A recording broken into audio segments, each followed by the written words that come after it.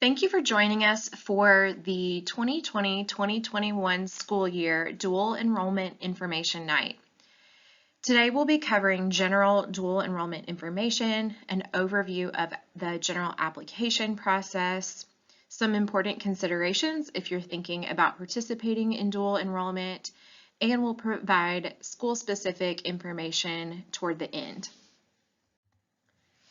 You'll see many links throughout this presentation. Please feel free to visit those and explore your questions and the information that we provide. But your counselor is your assigned designee for dual enrollment questions. So if you do have questions after this presentation, please feel free to reach out to your assigned counselor. And you can find our information on our website at bit.ly/Milton Counseling.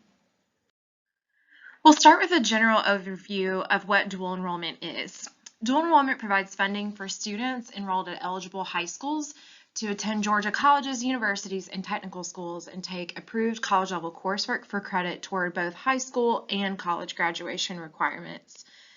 Each college has their specific admissions requirements, so students do have to meet those requirements for the individual institution for which they wish to enroll. And dual enrollment is offered during summer, fall, and spring terms until a student graduates from high school. You'll see some terminology that we'll use throughout this presentation and that you'll see as you apply for dual enrollment and during your time as a dual enrollment student. So please familiarize yourself with these acronyms on this slide. Each grade level has specific eligibility requirements they must meet in order to participate in dual enrollment. For the upcoming school year, 9th grade students are not eligible to participate in dual enrollment due to recent legislative changes to the dual enrollment program. 10th graders can enroll in approved CTAE courses listed on the course directory at participating technical college system of Georgia institutions only. For most of our students, this would be Gwinnett Technical College. The caveat is that 10th graders who have a 26 or higher on the ACT or a 1200 or higher on the SAT in a single sitting may enroll in any approved course listed on the course directory at a participating post-secondary institution. The Georgia Student Finance Commission does have to have those test scores in their system prior to their funding application being approved in order for that student to participate. For 11th and 12th grade students, they can participate in any post-secondary institution and take any approved dual enrollment course on the course directory, and we will provide a link to that course directory for you to explore later in this presentation. Some colleges may have specific age requirements, specifically 16 or higher, in order to participate, and once a student graduates, they're no longer eligible for dual enrollment. As mentioned earlier, students can participate in fall, spring, and summer terms. The very first step for a student to participate in dual enrollment with Fulton County Schools is to complete the Fulton County Schools dual enrollment contract. This is your opportunity to declare your participation in the program and officially kicks off your application process. The application deadline for summer or fall participation is March 31st. And the deadline for spring participation is November 1st. Recent changes have been made to the courses available to dual enrollment students at the college level. Generally, core academic classes and CTAE classes, which would be generally found at the technical college, are available to students. However, fine arts, PE, and health are no longer available through dual enrollment. This link provides a full course directory through Georgia Futures, and you are able to sort by college and by department to see which specific courses are covered over or through dual enrollment. Each student is limited to 30 total semester hours of dual enrollment funding, up to 15 credit hours per term. So a student can spread this out over 2 or even 3 years if they are a 10th grader that's eligible, but generally 11th and 12th graders could spread this out over 2 years, or a senior could use up to 30 hours in their senior year of high school. An important note about communication with the college. All communication with the college goes through the student. Once a student is participating in post-secondary courses, the college can no longer communicate with parents, and we even have limitations as school staff and counselors. So primarily the communication goes through the student due to FERPA laws. So this is really important to consider if your student is prepared to manage that communication on their own as you think about if they're ready for dual enrollment. Another frequently asked question that we get is if a dual enrollment course can be retaken if a student fails the class. Part of the new legislation mandated that students can't receive funding for the same course twice. So if they do fail the course, they cannot retake it to earn credit. There's no credit recovery for dual enrollment courses, so they must retake the class through Milton or through Fulton Virtual School. Sometimes students begin a dual enrollment course and may not do as well as they hoped. So there are withdrawal processes for each individual institution. They have their own processes, they have their own deadlines. So students must abide by the college's withdrawal process and deadlines and enroll in an equivalent course at Milton if they need that class for graduation. Students become ineligible to continue to participate in dual enrollment after they withdraw from 2 courses. So it's really, really important for students to pay attention to those deadlines and make sure they're following the proper procedures in order to avoid negative consequences on their transcript in the high school or at the college level. We're also asked, can students with an IEP or a 504 plan participate? They absolutely can, but students with an IEP or a 504 plan should contact the college's dual enrollment office to figure out what their process is for requesting accommodations. Many colleges do have an office of disability services, and those would likely be the folks that you would work with in order to get those accommodations at the college level. As students are thinking about participating in dual enrollment, there are some important reminders to keep in mind. So each college maintains their own deadlines, their own qualifications for admissions, and institution-specific guidelines. This might be paperwork or orientation requirements, specific holds, specific paperwork that they may require, picking up and returning books. It's very important, again, that a student frequently checks their college email so they stay in the loop with these specific requirements.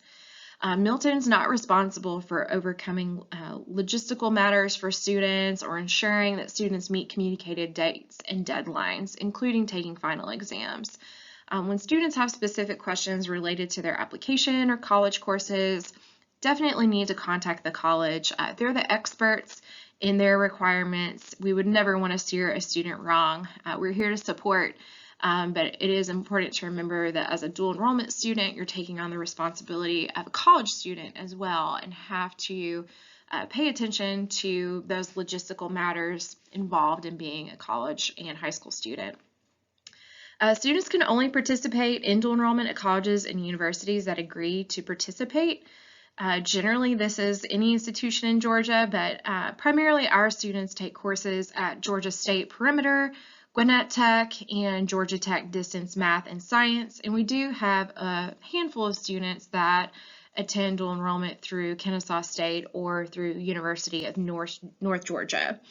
The link here at the bottom is to a full frequently asked questions about dual enrollment. It's a great resource for some other in-depth questions you may have.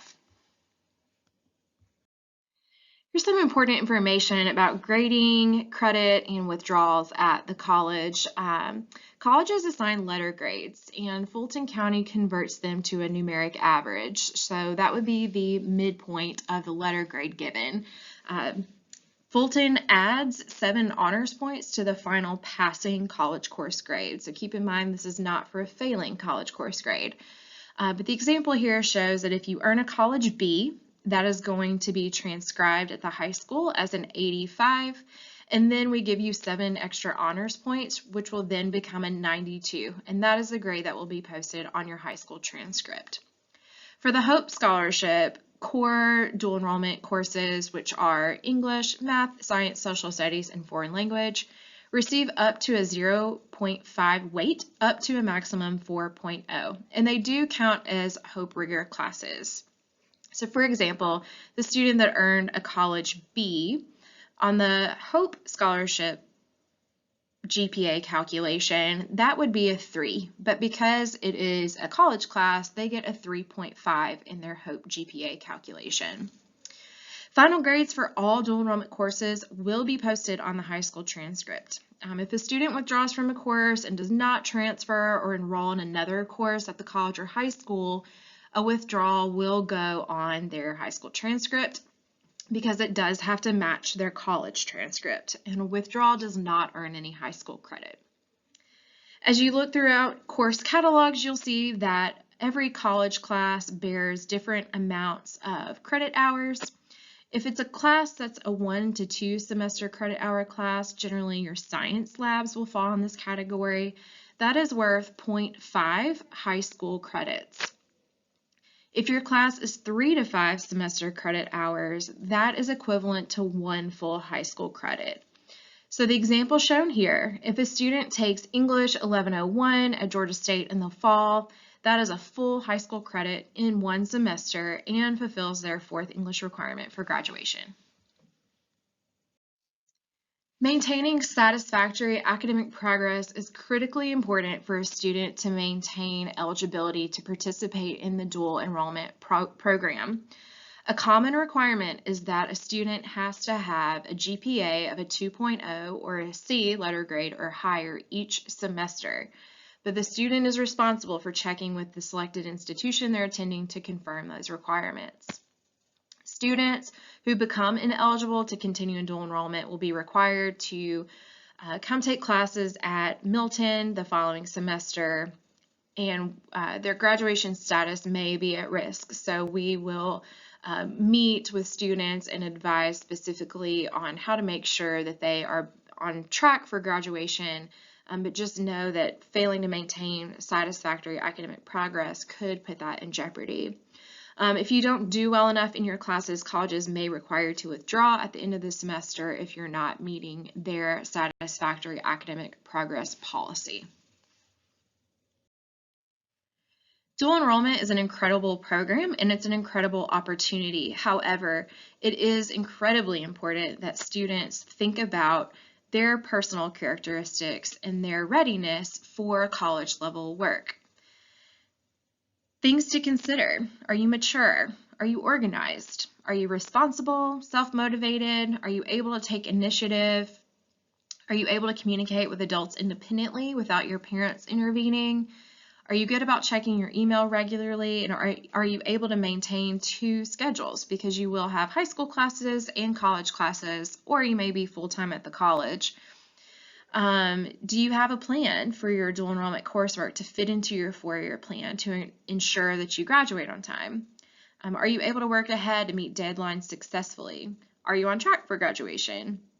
And do you have the time and ability to overcome any logistical challenges traveling to and from the high school and college? It's very important that students recognize that the expectations at the college level are generally higher than the high school as far as independence, studying outside of class, maintaining attention to deadlines and organization. And it's important that students also recognize that colleges very rarely offer a remediation or a retake opportunity. So these are just some considerations as students think about whether or not they are prepared for the next step to take dual enrollment. Students have several ways that they can take advantage of the dual enrollment program. We have many students who are full-time dual enrollment students, and this means that they're taking at least 4 college courses, which could be between 12 to 15 college credit hours. All of their classes are taken on the college campus, and they would not take any classes at Milton. However, they are still fully eligible to participate in clubs, extracurriculars, sports, and events. We also have many students who are part-time, taking fewer than 12 college credit hours, which would mean between the college classes and the high school classes, they'll need to have 6 courses. We do not know yet if seniors next year will be able to take a reduced course load. So this is the guidance based on previous years, but know that it could change for next year. Part-time dual enrollment students need to coordinate their dual enrollment courses with their periods at Milton. So if there are specific classes they want to take at Milton that may be offered at specific times, they need to keep in mind when those college classes are offered and how that schedule works together. Keep in mind also having a safe driving time between Milton and the college, as traffic can be unpredictable. And just keep in mind that they're not allowed to enter and exit Milton's campus multiple times a day. So we will schedule dual enrollment classes for a morning block or an afternoon block if they're part-time. Just want to reiterate a few other dual enrollment considerations. So there is potential to earn college credit through dual enrollment with a past course, but be sure to check specific colleges and universities you're planning to apply for. Out of state, you may find more risk in these classes transferring. Within Georgia, there is a reciprocity agreement, but there still may be some courses that the college you plan to attend as an undergraduate student may not accept all or any of the credits you've earned. So it's really important that you contact the college that you're planning to apply to for undergraduate and ask about their policies. Another consideration is that some basic college classes may not be viewed as rigorous as an AP class. Some of the more competitive universities want to see that you max out your most rigorous opportunities at your home high school, which in many instances is an AP course. So sometimes it's better for a student to stay in an AP course to remain competitive. You can contact the college for recommendations, and just keep in mind that everyone's path is unique. And this is a very personal decision and path that you're taking. So if you have questions about what may be the best fit for you based on the colleges you're hoping to apply to, contact your counselor and we'd be happy to talk about those options with you. Keep in mind that you earn 1 high school credit for each dual enrollment class that you take, as long as it's 3 credit hours or more. But the great aspect about dual enrollment, in addition to earning college credit, is that you get a firsthand idea of what's required of attending college while not being fully a college student. So you can kind of ease your way into that college experience. If you already have a busy and stressful schedule, the additional requirements of dual enrollment could cause grades to suffer.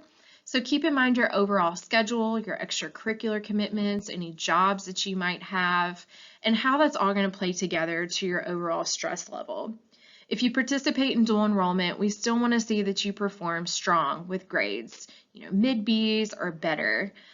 We have to maintain a fine balance of rigor and strong grades as you're thinking about applying to college after high school. The courses you take in dual enrollment are real college classes. They will go on your college transcript and they are there forever. So you want to be confident that you're going to be able to do well.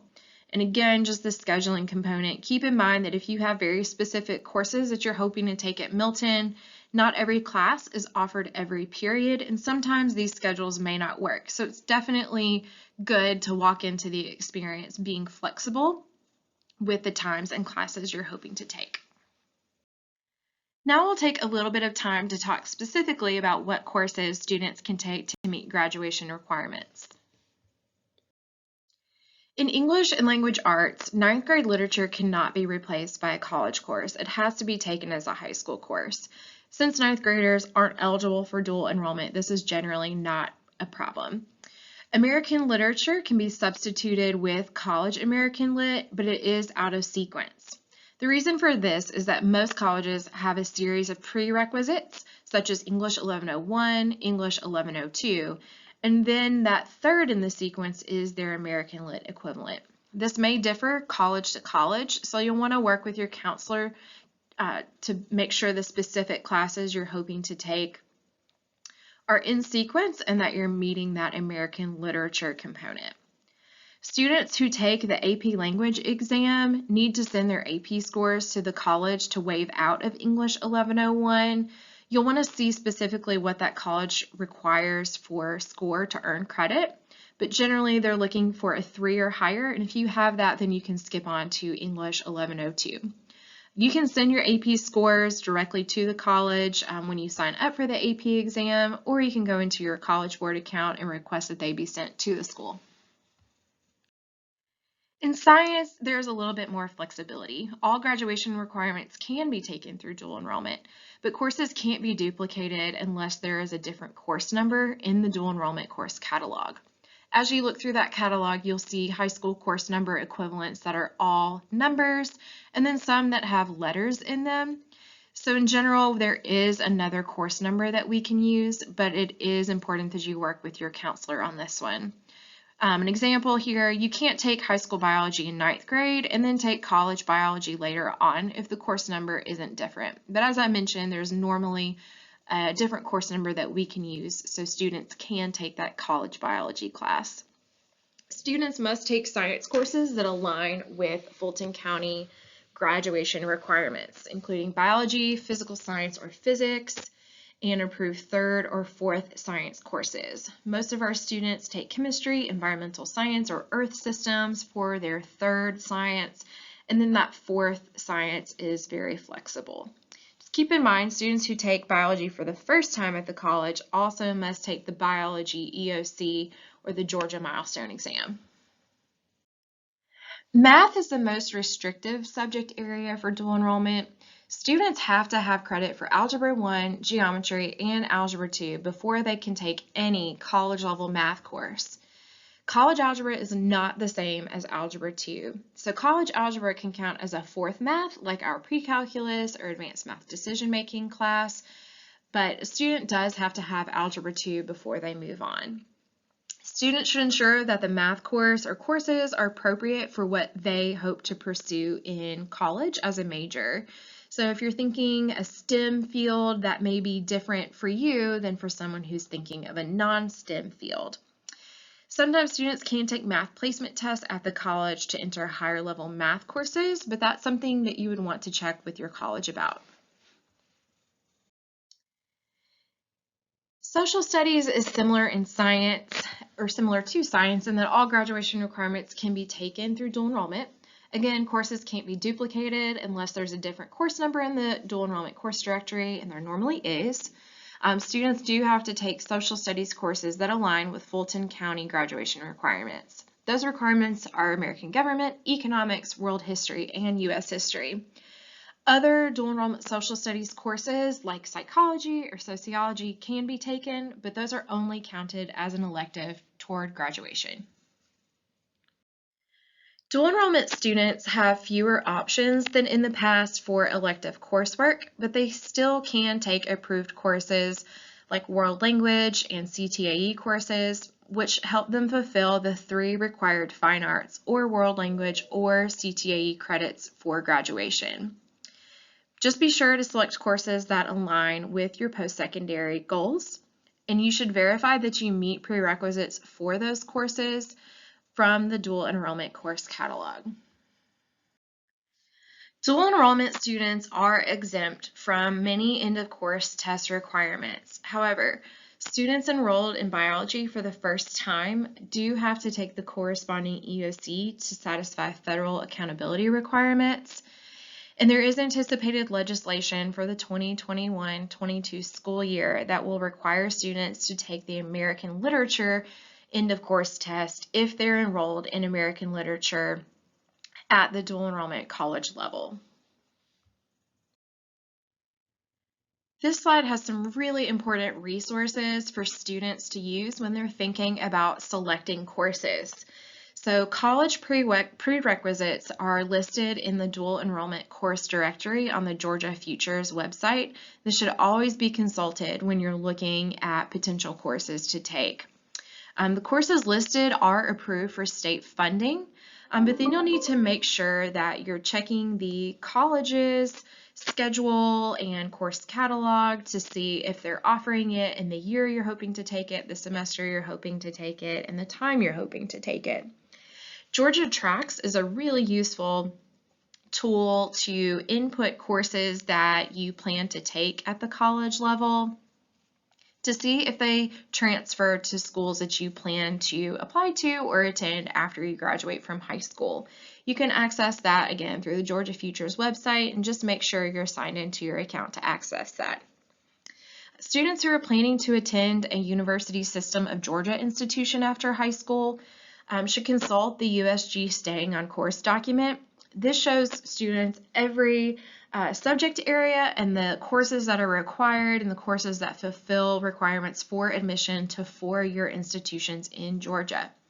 Students starting at a technical college system of Georgia institution with plans to transfer to a USG institution should consult the TCSG USG General Education Transfer Chart. Again, we want to make sure that you're using your time and your dual enrollment funding wisely, and that begins with course selection and making sure that you're making the most of that time.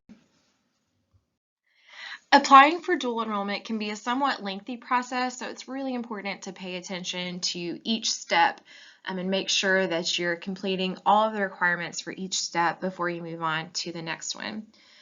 The first step in this process is to complete the Fulton County Schools dual enrollment contract.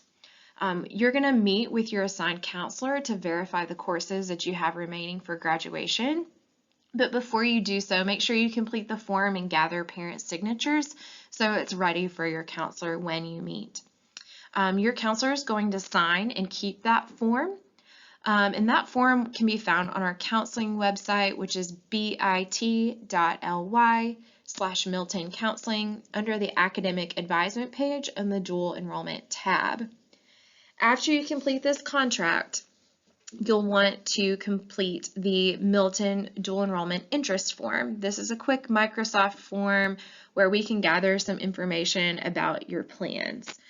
So these first two steps need to be done before you meet with your counselor for that initial meeting to kick off your dual enrollment process. After you do that, step 3 is to apply to the college of your choice as a dual enrollment student. You will need to send your high school transcript, which can be requested through Naviance, which can be accessed through ClassLink, and any required test scores must be submitted directly from the testing agency. So if you've taken the SAT or ACT, you'll log into your student account and request that those scores be sent directly to the college you're applying to. Georgia State is test score optional through fall of 2021, but you'll want to check with your other colleges if you're considering another one to see what their requirements are for test scores due to COVID.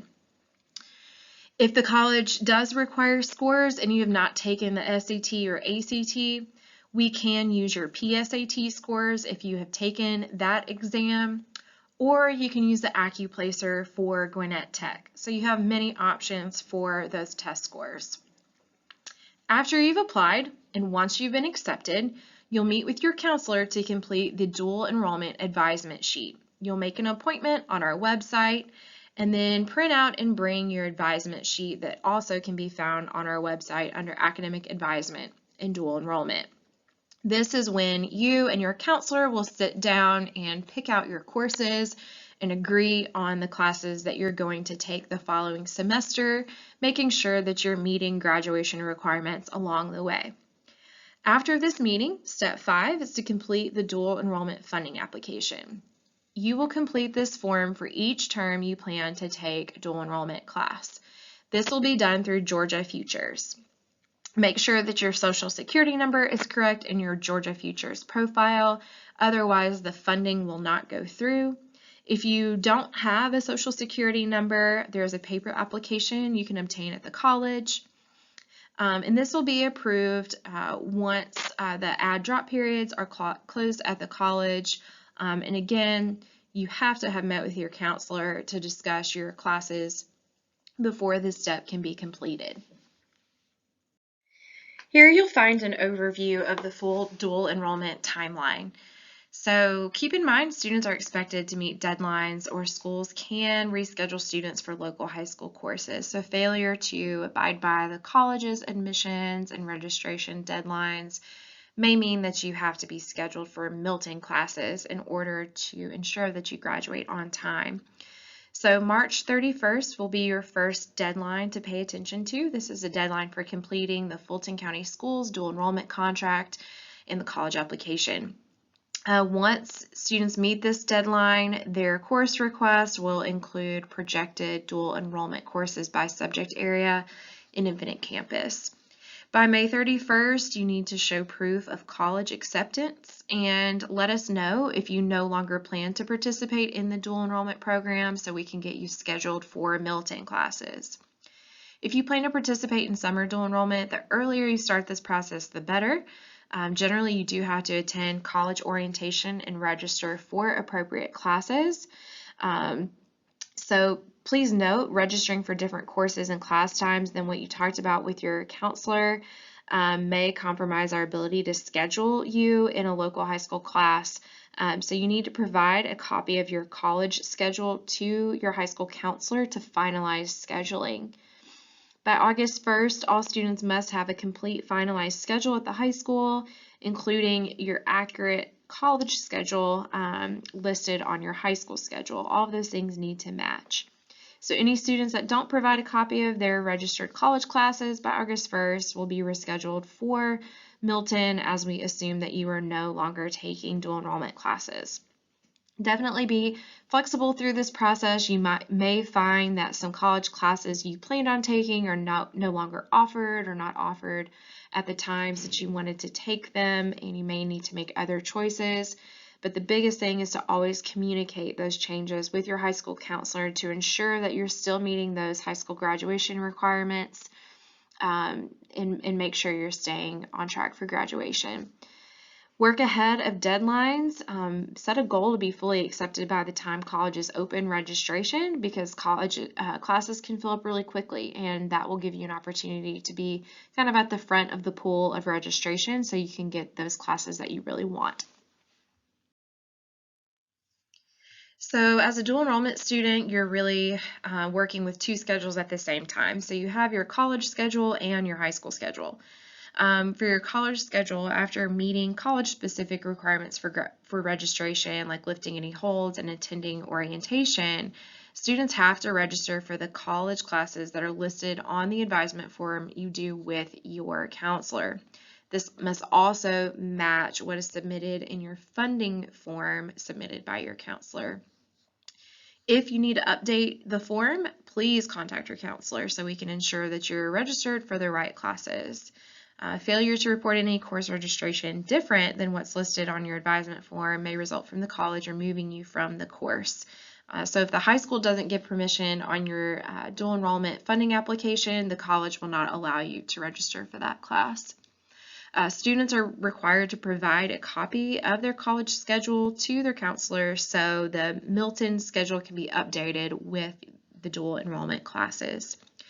The Fulton deadline to register for fall college courses and submit a copy of your college schedule to the high school is August 1st, and students that fail to meet this deadline will be put in Milton classes, as we mentioned before. For your high school schedule in the spring, students identify projected courses of interest, both high school and dual enrollment. And once you return your completed Fulton contract, apply to the college, send your high school transcript and test scores, and provide proof of application by March 31st, and complete the advisement form with counselor, the dual enrollment course placeholders will be added to your Milton schedule. So it will say college class pending acceptance and registration. Students must provide their college course schedule to their counselor to clear the dual enrollment course placeholder off your schedule. Make sure you get the actual course put into your schedule. Those will be replaced with the actual dual enrollment course number and title. Having a dual enrollment course placeholder on your schedule does not mean that you are scheduled for the class. Students must register for their dual enrollment college courses with the college. As you can tell, there are many moving parts with dual enrollment, but we wanted to summarize the student roles and responsibilities and school counselor roles and responsibilities. Students are responsible for applying to the college and providing proof of application to their counselor, submitting all required documents to complete their application for admission, letting their counselor know if they were accepted or denied to the college, setting up a meeting with their assigned counselor to determine their remaining courses for graduation, and getting their signature on the Fulton County dual enrollment contract. Student is responsible for setting up a meeting with their counselor to complete the advisement form after they're accepted to the college to determine the appropriate coursework. Students need to attend college orientation, setting up and checking their college email account daily, and if you need to, forwarding that email to a personal email account you do check often. Registering for college courses agreed upon with your counselor and listing those on your and the ones listed on your advisement form. Completing the dual enrollment funding application on georgiafutures.org. Working with the college to ensure FERPA waivers or services for students with disabilities and accommodations, or are you engaged in that process. Providing the counselor with a copy of your schedule before August 1st to finalize your high school schedule with your correct courses. Following the college class schedule for attendance, testing, final exams, and providing final grades with an official transcript to the counselor at the end of the semester. The school counselor will communicate our dual enrollment opportunities in multiple avenues, provide academic advisement, and answer questions as needed. Sign the agreement form, the Fulton County dual enrollment contract, complete the dual enrollment funding application, the counselor portion, and ensuring that students are scheduled by August 1st to include the accurate college courses. Your counselors are here to support you throughout this process, but there are a few pieces of the process that we cannot manage for you and that the college may have to help with, or the student has to manage. So we don't have the ability to manage the college schedule or course availability. It's your responsibility to make sure that you're at your college classes and exams on the date and time that is outlined in your syllabus. Please note that some classes that are taken online may still require a face-to-face exam, so make sure you know if that's a requirement. We cannot manage the acceptance process. That is fully managed by the college. Troubleshooting any holds on admissions or registration. You have to work directly with the college for that, whether it be a FERPA waiver or proof of residency or anything else they may ask for. You have to submit that. We can re-sign another dual enrollment advisement sheet or provide guidance on the best times, courses based on your high school scheduling needs. And we cannot communicate between you and the college about things like absences, textbooks, missed exams. You have to contact the college or your professor directly. So again, we're here to advise and support you throughout this process, but it's important to remember you are going to be functioning as an independent college student while still in high school, and they do hold you to the same expectations that they do an undergraduate student. Some final really important reminders. Make sure that you check your college email account daily once you're accepted, or forward that college email to a personal email address that you do check daily. Most of the information about holds and registration and funding is going to go to your college email account, and that will be the primary way they rely on contacting you. So you don't miss anything or get dropped, you definitely want to be checking that frequently. Also, check your personal and school email accounts regularly, particularly your school email account. During COVID, this is the primary way the Milton counselors will be contacting students since we have such a large population in remote learning. Students need to complete this application process themselves. Parents, it's wonderful to support them, but this is an opportunity to prepare your student for independence after high school. And just keep in mind, you will not be able to communicate with professors or the college. The college is going to communicate directly with your student. So this is a great learning opportunity for your child. Make sure to communicate directly with the college about questions with your application, registration, classes, grades, textbooks. We don't have access to a lot of their systems to answer questions, and those will need to be directed toward them. Make sure to clear your account holds. We cannot emphasize enough how important this is, because this may mean either you're not able to register for classes, or your funding is not approved and they are going to send you a tuition bill. So make sure that you clear all of those holds. If you do come into a situation where you need to drop a course, you must have your counselor approve that before dropping. This can be hugely influential on your track for graduation. If we don't know that you dropped a class and you needed it for graduation, and you're not rescheduled for an equivalent class, it could mean being off track for graduation. So we want to ensure that we're all on the same page. Be sure all forms are completed correctly and on time. The colleges really do not offer flexibility with their deadlines, so it's really important to meet those. Again, pay attention to and meet all deadlines for the college and high school. They are final. So work ahead of your deadlines, allow yourself plenty of time to iron out any kinks, which will also give you the opportunity to register for courses in the first round. Communicate any and all college schedule changes to your counselor. This is really, really important, as I mentioned, to make sure nothing is missed and you stay on track to graduate. On this slide, you'll find many important resources as you have other questions, whether it be for the technical college system or University System of Georgia, maybe some things that are addressed on the Georgia DOE website. So we encourage you to explore these websites. On the next slides, you will find information pertaining directly to Georgia State, Georgia Tech, Kennesaw State, and Gwinnett Tech, our most frequently attended universities for our dual enrollment students. On the very last slide, you'll find a link to our counseling website where you can find your counselor's email and make an appointment when you are ready to do so.